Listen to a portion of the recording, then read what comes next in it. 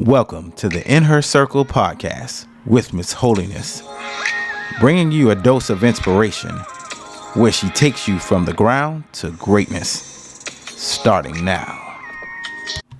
Welcome, people of purpose. This is the InHer Circle podcast, episode 18, entitled Love, Dating, and Situations. So I am MsHoliness, and I am so happy that you decided to tune in with me for a dose of inspiration. And today we have an awesome and amazing featured guest. But before we get started, let's do a recap of the last episode. So the last episode, entitled Limitless Possibilities, talked about the adage that if you tap into the divine source, which in my case is God, that you can become your truest or highest form of yourself, where you carry out purpose in a more excellent way according to divine will. So if you haven't caught that show already, be sure to go back and listen in and tune into Limitless Possibilities so that you can unlock and unleash everything that is laying dormant down on the inside of you and rise and become your highest, truest form of yourself while moving forward on your path to destiny and purpose, okay? So let's jump right into it. As I forestated, we have an awesome and amazing featured guest by the name of John Tay, who is like a sister to me. So let's give it up for Tay, you guys. Yes. Hey, sis. Hey, sis. So what we all want to know is, who is John Tay? John Tay. Who is John Tay? Well, okay, I'm an author. I'm a speaker. I'm a coach. I am a wife of 15 years. I'm a mom to boys. I'm an all-out advocate for women, and I'm, because of that, the founder of Queen with Standards. It is a podcast, a community, and a coaching platform where we inspire, we transform lives, inspire breakthroughs for success-driven women of faith. So with that being said, we're going to move to the next question.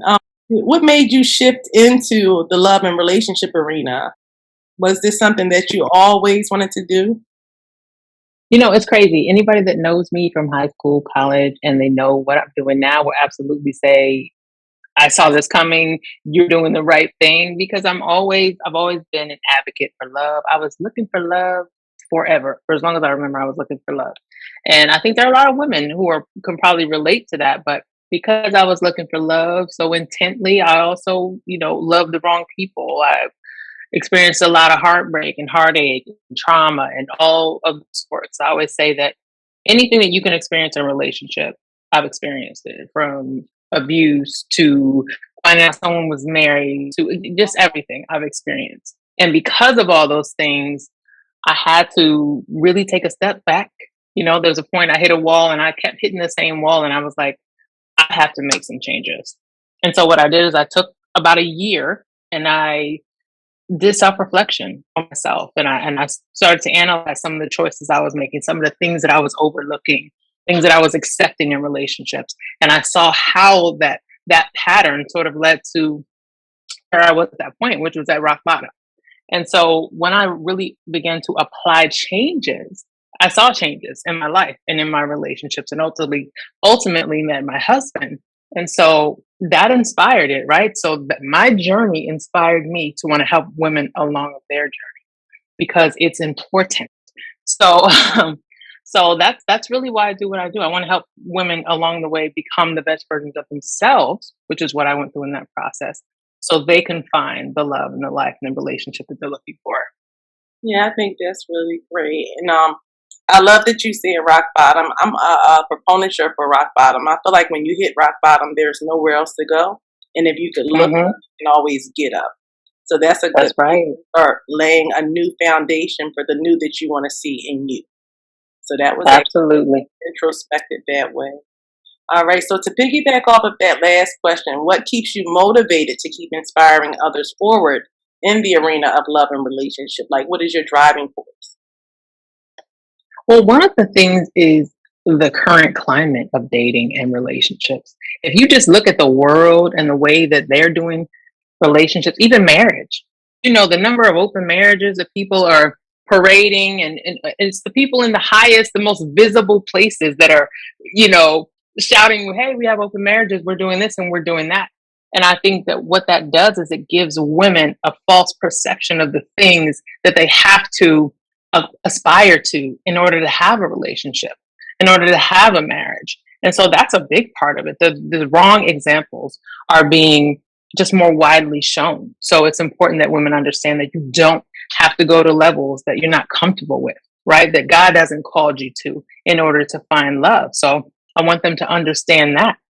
One of the biggest things now is just women are really struggling with dating and relationships. And so it's a journey to get to the place, like I told you, but there are a lot of things now that women experience that I didn't experience in my time. And people weren't talking about open marriages, 20 years ago, 15 years ago. Yeah. And so it's just so much harder. So you need to have just, guidance along the way. Yeah, I agree. Like, yeah, this whole generation here is just making a tobacco of love and relationships and marriage. Like, it's distasteful and very disgraceful. Actually was in like a situation with someone who actually went off and got married. Not an actual marriage, but it was like just like a ceremony without the papers, and they were willing to let this person kind of keep dating me and whoever else they wanted. So I guess that's like the open marriage polygamy. Yeah. And that is sick. Like, it leaves you open for all kinds of everything. Right. And what does that do to you? You might say, I see a lot of women that say, well, I'm fine with that. I'm fine with, sharing him with someone else or being a side chick or whatever it takes to have this person. They might fool themselves into thinking they're fine with it. That's not necessarily the desires of their hearts, but because they've succumbed, it becomes like the norm. This is what's left, and I want to inspire them to understand it's not. It's not. It doesn't have to be for you. So yeah, that keeps me going every day. I love it. I love to hear it. Yeah, that's like that's really a big thing too. Women need to know that open relationships, entanglements, situationships, polyamory, like, that's not the will of God for our lives. Like, that's what does that do to you? Exactly. What does it do to your confidence, your self-worth, how you begin to feel about yourself? What does that do to you? Nobody looks into that and compares that to the depression rates, to the mental health, to all these things. Wow. But it has an impact. Absolutely. I would have to agree. It's so interesting. Like, I do these things called wayside chats over at MsHoliness Writes. It's one of my pages where I minister. And essentially, I'm going to be talking about how in this day, 7 women, this is in the Bible, will be willing to lay hold to one man. Like, just give me a child, to take care of me. I just want to be with you. I just want somebody. So essentially, that's like what you're saying. I'm hoping most will be saved from that dynamic. And it's just a sad time to really see that women have come to that we have allowed, and when I say we, not you and I, but that women have allowed men to reduce them to that. Yes, and they're a lot of them. The women now are wearing it as a badge of honor. I just need men for this, and it's it's really just succumbing to the way the world is built to be. Yeah, you don't have to accept that. Yeah, right. Fool themselves into thinking they're fine with it, but what is it doing to the way you feel about yourself, your self-worth, your value? Those things matter. Right. And so when you look at the impact that it has on you, now that transcends into other areas of your life, which is one of the reasons I talk about standards. Right. So it's important. Women, you don't have to settle in these areas because it has a much bigger impact than it might appear from the surface level. But that is so true. Like, I would rather be single than to settle. Absolutely. I've spent countless seasons single, and I was very satisfied. I traveled, I shopped, I just did things that were gratifying for me and to glory God, of course. So, yeah, absolutely. Yeah, right. And keep inspiring each other to do right, to raise the standard. Because essentially that's what it is. You need to always, and I'm not saying keep a standard whereas you're requiring a man to buy Chanel bags and take you on these Bora Bora trips. Yes, realistic standards. Okay, like respect, loyalty, integrity, and things of that nature. So, and to this question, though each situation is different on a person-to-person basis, give us an idea of what your process of thought is when delving into the dynamics of what's needed for, like, for one of your clients. Yeah, so what I usually do is I will schedule them for a discovery call. And on that call, we just have a conversation. It's just a heartfelt conversation. And I really try to understand where they are at this point in their lives, what their goals are, where they're hurting, where are the gaps. And then I put together a program based on that.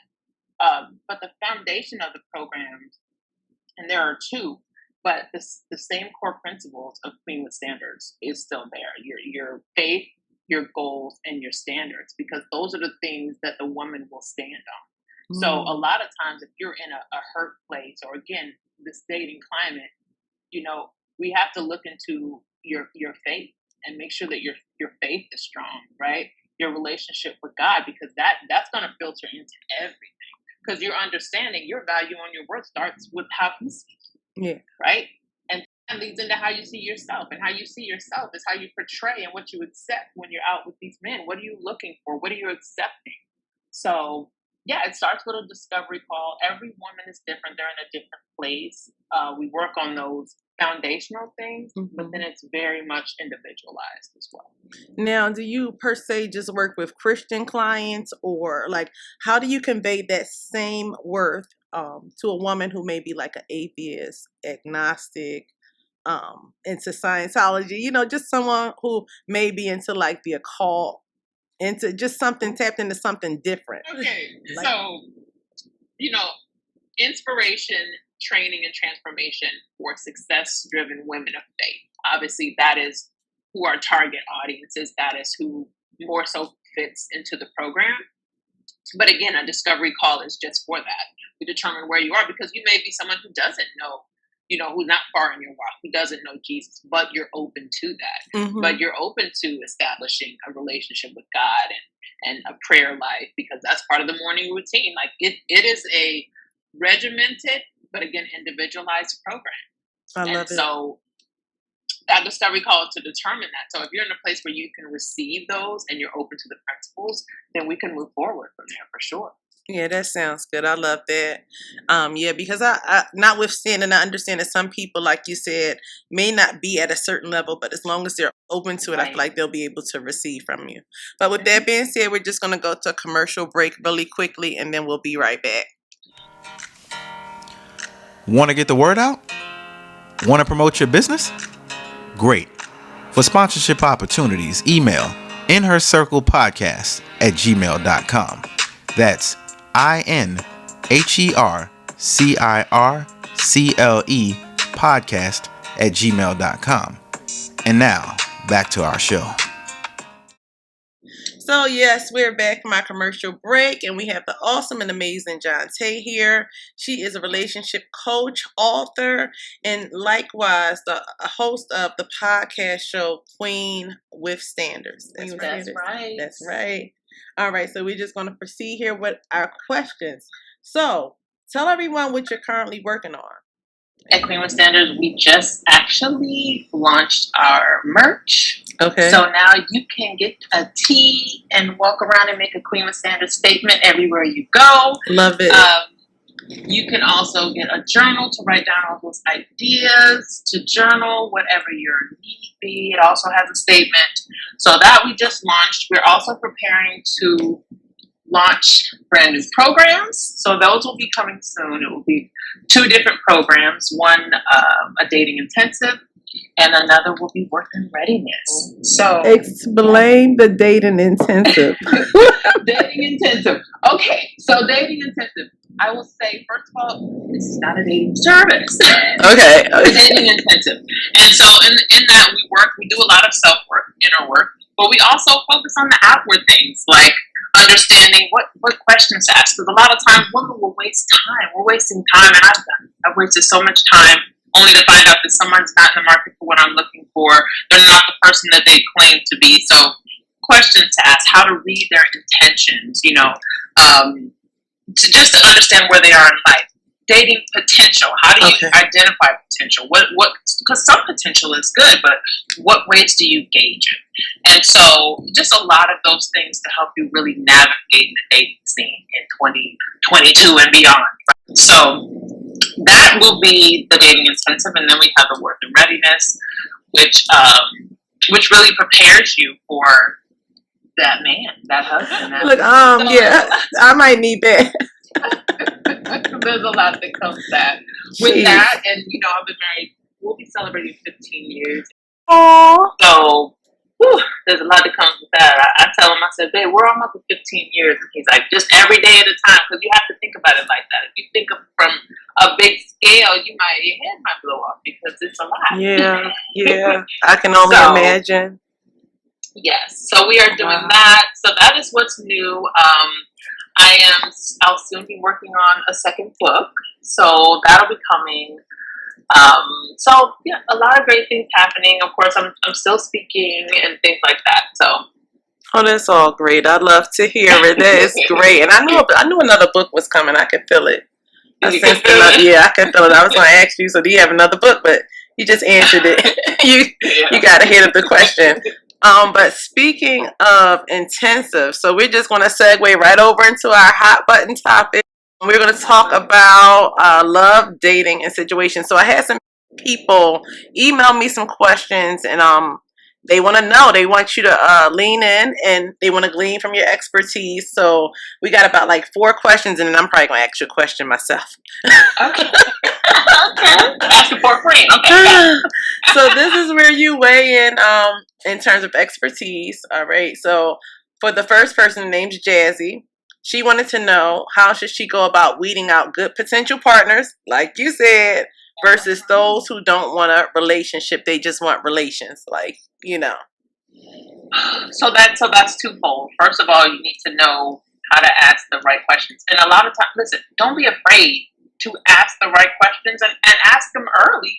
I personally, I'm always a communicator, but I find that there are a lot of women who feel like they don't want to ask, in part because they don't want to know, right? They've gotten so many crazy answers that they don't even want to know. Let me just enjoy the date, enjoy the time. But what happens is, the more time that you invest into a person, the harder it is for you to walk away or to clearly see the red flags or the things that you need to pay attention to, particularly once you've gotten your body involved. Yeah. Right? Once you've opened up that part of your body, now your blinders are really on. And so once you try to establish those things a lot earlier, what are you looking for? That's not an inappropriate question to ask someone when you're on a date. Hey, are you in the market for a relationship? And the way the climate is, a lot of times men will be honest now. Because, there's so many women that are just doing anything. A lot of them will be honest. I ain't met one yet that was honest with me. Are you serious? So, we all know I'm in love right now. I'm happy. God is good. This is actually the spouse that God chose for me. So, I'm good with that. Just waiting for fulfillment of it. But prior to this, so guy I dated a few years back, and he was the ultimate gamer. Like, game so good, I couldn't see through it, and I'm a seer. Through it? Couldn't so see when through you it. asked him, talking marriage from the rip, talking, and red flag, because I'm like, you talking about all this stuff at the front end. So I was watching him, so he kept it up good for like a year, though. Who can keep up shenanigan for a year? No one. Some things slip through the cracks. So this one he was just that good, and our birthdays was 3 days apart. He was just that was good. He local? Was he what? Local. Yeah. To where you live. Well, yeah, at the time I was living in Jersey and he was in Philly. Okay. Yeah. Wow. But he was just that good. Yeah.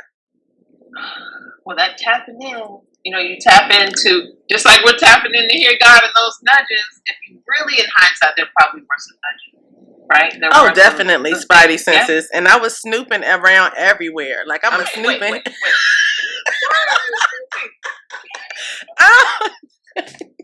Listen, look, I have a rule. I don't look for anything. God will bring it to me if I need to see it. God give it to me, but I'm gonna go clarify some things. I need to go see. Wait, let me double check. Let me check again. I need the evidence. I need to see. Like, So I've been a snooper since I was a teenager. A snooper. I'm like, well, I know you was here at this time. I know that. Like, they don't even know I be snooping. And I be back there looking at I'm like, oh, he ain't lied. He was where he said he was going to be at. But see, now, holiness. Is that a holiness problem or is that the man you dating problem? That was back. Look, that was back in the day. Date someone that you even feel like you have to Yeah. I mean, now I don't. But, like, back in the day, snooper. Like, everywhere. On social media. On friends' pages. That's too stressful. Phones, not for me. A private eye. Getting inside phones, girl. Back in the day, I would break the codes. Okay? Get inside the phones. This is when I was the Dom Diva or the Scorpion. This is before I became MsHoliness. I would break inside those phones, read the text messages, respond back to people. There was this crazy incident with an ex of mine when I was like 20, 21. He had cheated with this girl, and at the time I had so much stuff vested in him. Like, we had invested things together, restaurant, everything. Like, I was a business owner at a really young age, and this man had got this girl pregnant and was hiding it from me. This was one of the guys I was engaged to, and I didn't know how to work Nextel at all. I'm telling you here, I became a Nextel expert when I heard that voice coming in. I was like, how you work? Hello? Said name. And I was like, who is this? Pregnant. Nope. I was like, nope. So yeah, I'm a snooper. I'm gonna get inside your stuff. Yeah. Mm-hmm. Yeah. As long as that was the past, holiness, not the new one. I hope I wouldn't do that now. So with my guy now, I don't snoop. Like, it is whatever he tells me, and I just trust it. Like, he doesn't really give me a reason not to trust him at a point he probably could have. But because he put everything on the table and I'm clear on everything and the dynamics of what's going on, it's like, all right, we good. Let's just keep rocking and rolling. And that's good because that's how you get change, right? You do something different. You know, it invites different things into your life. Yeah. You know. And then too, in the past, I had trust issues. Like, yeah. And you know that. I understand. I used to be like that. Yeah, a lot of times that stems over from like parents, okay, from fathers and 100%. Yeah, so that's the psychology of that. So my relationship with my dad is very good now. So I noticed that made a difference over the years. We refortified our relationship stronger in about 2013-14. And the dynamics of how I dealt with men began to change. There you go. So I made that correlation. Yeah. I don't know if that's a thing, but you know. No, it definitely is a thing because that's your first example of a man. Yeah. So if you see him not being honest, not being forthright, not being all of those things, your expectation for men. Absolutely. Yeah, so let's go on to our next question. How do we feel about hookup culture? And what are some of the negative lasting effects that arise as a result of it? So hookup culture, the way of the world, what does it cost you? What it costs you is your worth, your value. You begin to question those things, right? Mm-hmm. Because when you give your valuable possession, your body, temple, you give that to someone who maybe doesn't want you to be his wife, who maybe is jumping from woman to woman, who maybe is not treating or respecting you. So now you're left what? You're left feeling empty. You're left feeling like what I gave is my most valuable thing that was not valued. That chips away at my value. Wow. That is your thought process, right? So you don't want to give that away. That's why I hate the culture of, and this is us women saying this, sexually empowered. I personally hate that. No. I'm saying you're sexually empowered. Yeah. We can try to be like men all that we want, but God did not wire us like that. Absolutely not.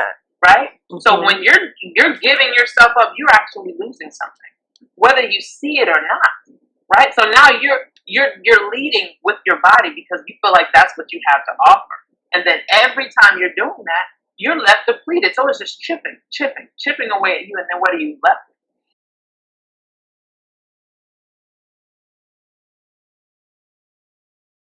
And I believe now your standards are lower. Yeah, because I believe they see it, sense it, and feel it. It's no way because we're intuitive beings, women are. And we weigh heavily on our emotions. Like even the most masculine of women, because I think some women really weighing on their masculine energy nowadays. I was just talking about this with one of my friends, who's a guy. So I was basically saying, a lot of women don't get to relax in their femininity because they have to work so hard. They don't have anybody there to help them like carry the brunt of the weight, and they become encrusted like a man. So it's really not a lot of safe spaces to operate in your femininity. But when you couple that with hookup culture and everything else, it's just a mess.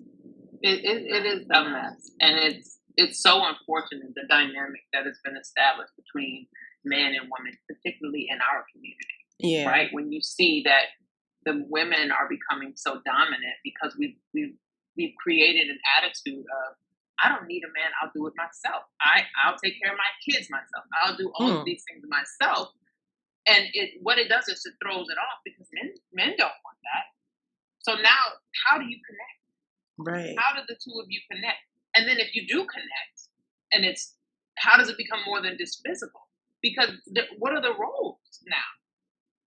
Right? The woman wants to be respected. She's playing the man role. And then the man, he wants to be respected. Where do you fit? How do you two come together? Right? That's one of the things that the world's gone away from that. And I very much understand that everyone's relationship is a different dynamic. My husband and I have more of a traditional relationship, although it can change in different areas. But the one thing we don't do is compete with each other. Oh, no. So, right, you don't compete with each other, but inadvertently, when you're dating and you have this mindset of, I don't need a man, I just want him for this or for that, and you are competing. You're competing for power. Wow. You're competing for who's the head. You're competing for those things, whether you think so or not. And that's why we can't connect. A woman who's trying to lead can't be vulnerable. No, she cannot. Can't be vulnerable. And that's what we should be as women. If we can't be vulnerable, we can't be submissive. And submissive is not a dirty word. It's not. Well, we think that it is. It's totally not. So this is so interesting. I came from Islam. Like, I was born into a Pentecostal family. At 15, I had some things going and I became Muslim. So I was married to a Muslim man, and that religion, the culture of it is all about submission. So I learned to be a very submissive woman over there. Like, very, and then living in the house of my grandmother who raised me, very like traditional, old fashioned. I believe the man should be a provider. I'm a helpmeet. I bring what I have to the table, and we work and build together. But never would I seek to usurp my authority over a man. Like, never. Not a man I respect and desire to be with. Like, never. Yeah, because when we do that, then we're tearing him down. Yeah. Right? We have to work. In a relationship, you work together. If you can build each other up, right? And again, and not compete, then that's better for everybody. I don't want to have to lead and do everything. No. Why do I want to have to do that? You know what I mean? The man, and from a biblical standpoint, he's the protector. He's the provider. Absolutely. And then I have the role that I play. Now, does that mean that I don't provide some things? No, it doesn't mean that. But I always respect my husband as the provider of our household, regardless of, there have been times when I've earned more, and there's been times that I've earned nothing. But he knows that that's his role, and guess what? He wears it on his shoulders proudly because I take care of my family. I love it. So we could give that back to men. We'd be surprised how much of them want to wear that badge. They want to wear it. Absolutely. And they love providing for you, protecting you, and caring for you, and tending to your needs. Yes. It takes a certain kind of woman. Like, my bae, with him, he always says to me, you get me to do stuff that nobody else has ever been able to. Like, and he means like, he's almost 50. Like, and he's like, you can get me to do stuff that nobody else is. It's because I appeal to his masculinity and I yield to him. Yeah. Yep, I yield. See, that small things, your background, it's embedded in you. Yeah. And it doesn't cost you anything to do that. Right? It doesn't cost you anything to do that. But you see the response that you get? Yeah, gratifying. Yeah. Gratifying. Right? And then he's getting what he needs, and now we can have a relationship. And now we can build things. And now we can have a family and leave a legacy and all these things. Right? So, absolutely. Yeah. So Nina Allen, I hope that answered your question. That was very in depth. So we're gonna move on to the next question. So Rachel K asks, should I serial date while looking to meet Mr. Right, or should I get to know one guy at a time, all while leaving my options open? Okay, so I like a 3-month rule, right? Okay. I'm not gonna say a rule. I'm gonna say a 3-month time period. Okay. So when I told you in that time in my life where I had that moment, I stepped away from everything. I've been broken repeatedly, and I needed to figure out what I was doing wrong. So once I got back into the dating scene, the next 3 guys I dated them for 3 months. Now, it wasn't like I wrote down it's going to be 3 months. It wasn't until hindsight that I realized I dated all 3 of them for 3 months. Okay. I dated them solely. So meaning these are guys that wanted relationships that could lead to commitment, long-term commitments, right? And I dated them without distraction of other people, right? And that allowed me to really be able to understand if our dynamic worked, if everything he brought to the table, to see him clearly, to identify red flags, right? And once I was able to do that, at 3 months, I would say, okay, this didn't really work out for me. Let me move to the same thing.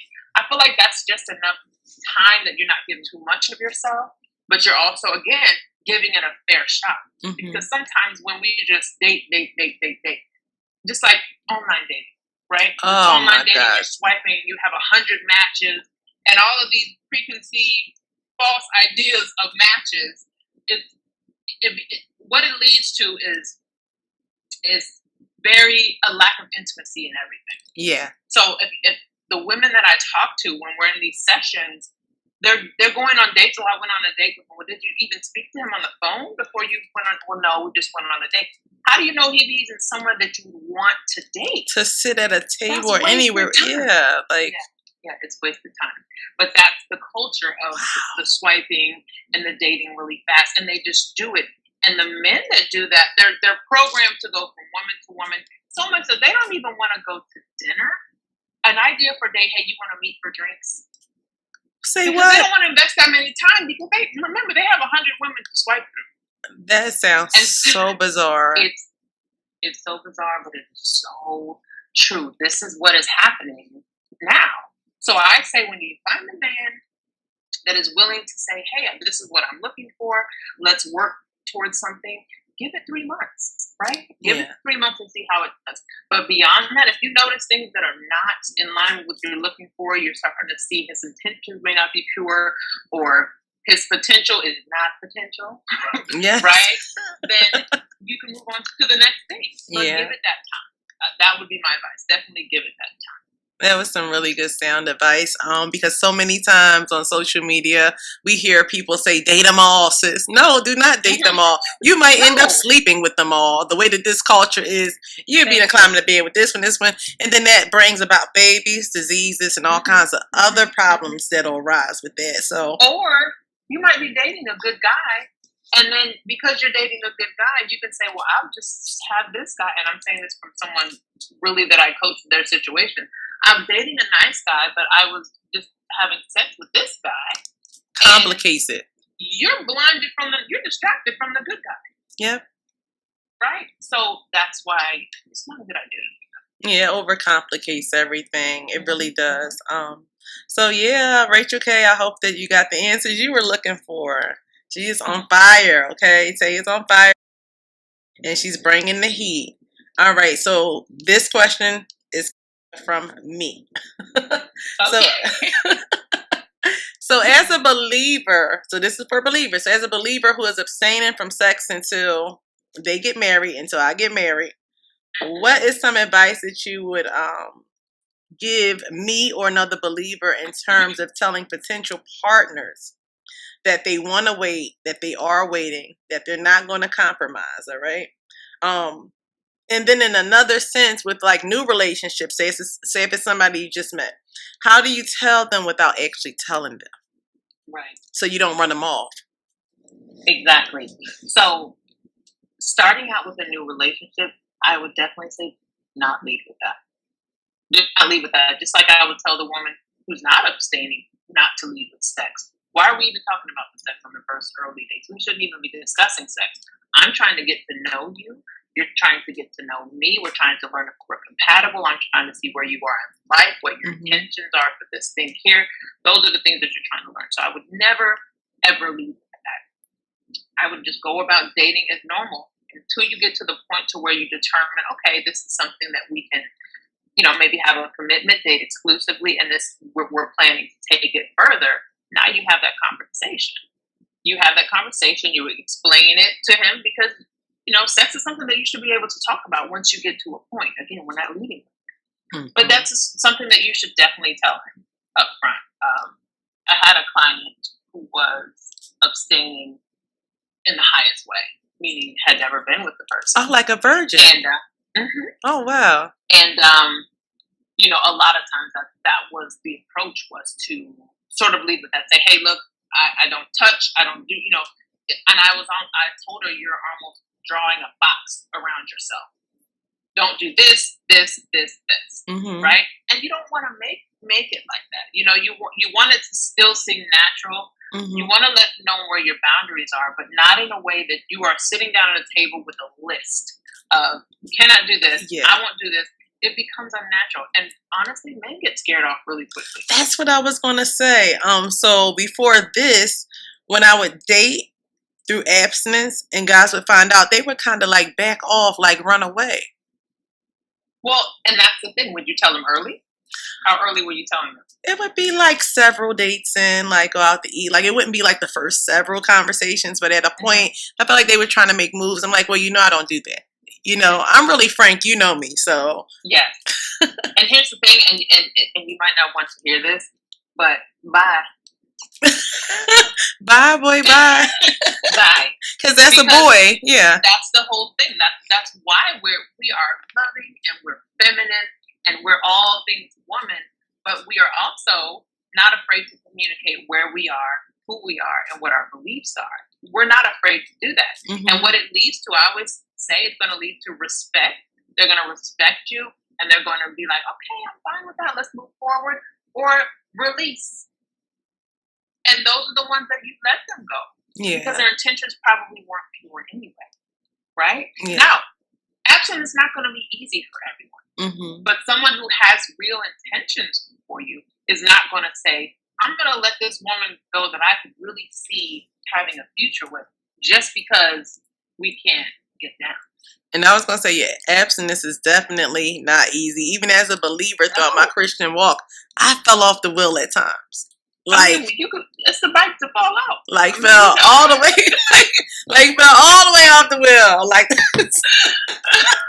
So. So you understand that. And that's the thing, that you can be open to have conversation. What do our boundaries look like? How can we, and engagements, and they don't have to be forever. I don't know if you know my story. My husband and I, we dated for 6 months and then he proposed. And then we were engaged for 6 months and got married. I love it. So it was one of those things that it was, and we very much went through the process of the church and trying to do everything. Now, I'm not saying we were abstaining. We tried our best to abstain. Look, I'm trying to blind eye. I don't even hear it. I don't even hear it. You're good. I don't even hear it. But that's one of the reasons that we said, you know what, we want to go ahead and get married in 6 months. We didn't want to live in sin either. But I do want to say this. I do want to say this. And this is not universal belief, but I went in the Bible and I saw where Isaac took his wife into his mother's house and knew her. Took her. It was his God-ordained wife. Yeah. So that gets sticky for me when I know it's somebody that God has ordained. You have to do the legalism. You got to have the paperwork because we live in this natural life. But you're already knitted together in the spirit. God's look, this is your rib. Look, you came out of him. You are a husband and a wife. So. Yeah. So just go ahead and go make it official and plan the wedding later. Yep, plan that wedding later. And it's so funny you said 6 months. My sister Alexis actually got engaged when we came back from St. Lucia, around July 3rd or 4th of 2019, and she was married by January 2020. right before everything got shut down. So she essentially did everything that way, and she remained a virgin until she actually got married. Like, I love it. That's yeah. beautiful. But you see how they pushed everything quickly because that's what they wanted. Yeah. And so that's sort of the point that I'm making. If he didn't run away from that, he said, I know that you're my wife. Let's have a discussion of how we're going to move forward. Yeah. And that's what it comes down to, right? Those that are just saying, oh, I don't know, sis, I don't know about that. Well, okay. So I was like, that was a blessing. That was the happy ending that I wanted. You know, I ain't want all these crazy twists and turns, but the way my life works out, I get the twist. You're speaking the wrong thing. Just because it's been in the past does not mean it will be this time. Not right? this time. Not this time. Not this time. Not this time. I'm just saying up until this point, the way my life worked out, twists and turns, plot twists. Yeah. Yeah. It happens. Yeah. It happens. But we're not our past. Yeah, definitely not. Definitely not. Like, if I was still my past, I would not be here doing the InHer Circle podcast. Right. I'd be sitting here like this. Yes. But right now, I just want you to let everybody know how can they connect with you across social media platforms, you know. And if they want to like sign up to take like your courses or anything, like just let the people know how to find you and how to connect with you. Of course. So you can follow me on Instagram at John K. Rashawn. You can also follow Queen with Standards and Instagram as well. Mm-hmm. My website, John K. Rashawn, has everything that you need to know about Queen with Standards. You can click a link and you can schedule a discovery call to discuss the programs, which will be reopening soon. You can visit the shop and get your Queen with Standards tees and make that statement everywhere you go. Yes. But just please connect and stay connected so you can see everything up. And just make sure that you spell out your website address so that, you know.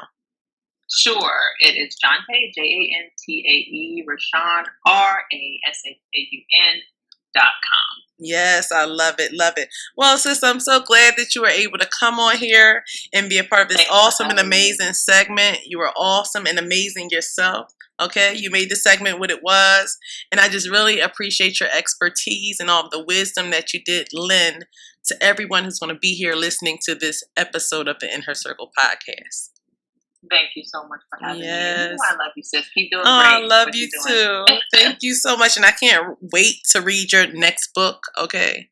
You want to give us like a real into what it's going to look? I always want details. I can tell you that it will be not just about relationships, but a lot of it will be on the principle. So we'll be able to, the whole woman. And that's what we need. I like that. The whole woman. Yes. Bring that. The whole woman, not half of the woman, not part, but the whole woman. I'm a whole woman over here. That's why I used to tell people that I'm a whole woman over here. Exactly. Well, that concludes our talk for today. Thank you for joining me for episode 18 of the InHer Circle podcast entitled Love, Dating, and Situations. With questions and comments, text 484-393-2730. Keyword, the InHer Circle Live. To connect with the InHer Circle podcast, follow us on Twitter at the InHer Circle _, on Instagram at the InHer Circle podcast, and on Facebook at the InHer Circle podcast. For sponsorship opportunities, email us at inhercirclepodcast@gmail.com. Well, this is MsHoliness signing out. I look forward to you joining me for the next episode where I aspire to lift you higher.